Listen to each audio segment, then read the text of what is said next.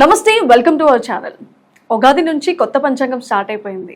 మరి ఈ చైత్ర మాసం ఏప్రిల్ నెల నుంచి ఏ ఏ రాశుల వారికి ఎలా ఉండబోతుందో తెలుసుకుందాం. మనతో పాటు ఉన్నారు రవికిరణ్ శర్మ గారు. గురుగారు నమస్తే. నమస్కారం అమ్మా. గురుగారు, ఏప్రిల్ నెలలో వృషభ రాశి వారికి ఎలా ఉండబోతుంది అంటారు?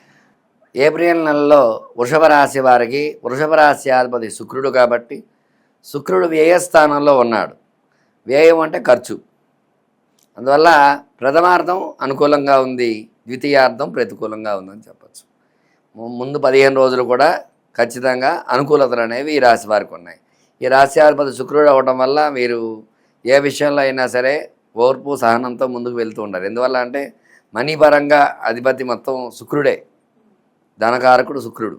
ధనం అది బాగుండాలన్నా, స్థిరంగా ఉండాలన్నా, ఇప్పుడు వైద్య విషయంలో కానీ అలాంటి విషయాల్లో కానీ, కలెక్టర్ అలాంటి పొజిషన్స్, సినీ రంగం, సినీ పరిశ్రమ పొజిషన్స్ అన్నీ ఒక ఫైల్లో 100% మంచి పొజిషన్ ఉన్న గ్రహం ఏమిటంటే శుక్రుడు.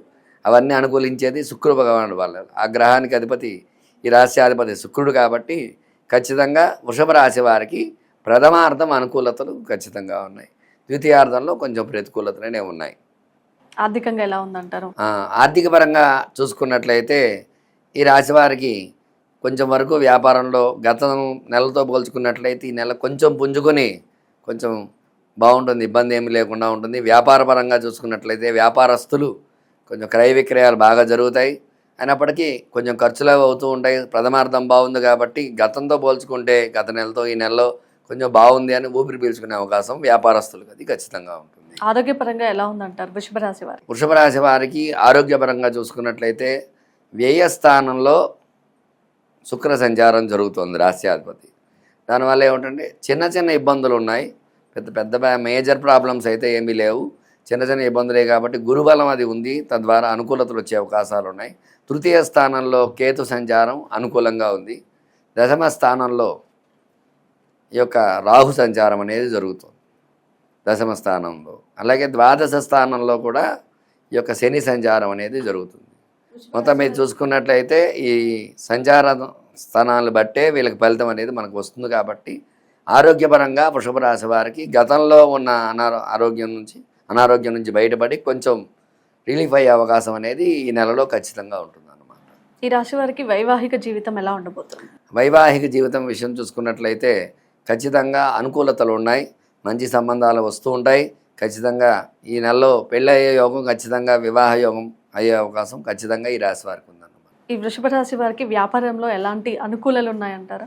వ్యాపార పరంగా చూసుకున్నట్లయితే చిన్న చిన్న ఇబ్బందులు ఉన్నాయి. గత నెలతో పోల్చుకున్నట్లయితే ఈ నెలలో కొంచెం పర్వాలేదని ఊపిరి పీల్చుకోవడానికి అవకాశం ఉంటుంది. ఎందువల్ల అంటే కొంచెం గత నెలలో గ్రహస్థితి ప్రతికూలంగా ఉంది వృషభ రాశి వారికి. ఈ నెలలో మన ఉగాది నుంచి కొన్ని గ్రహాలు మారటం ద్వారా అనుకూలతలు వచ్చే అవకాశాలు ఉన్నాయి. తద్వారా వ్యాపారం అభివృద్ధి అది బాగుంటుంది. అయితే డబ్బు పరంగా అయితే కొంచెం ఖర్చులు అవి అవుతూ ఉంటాయి.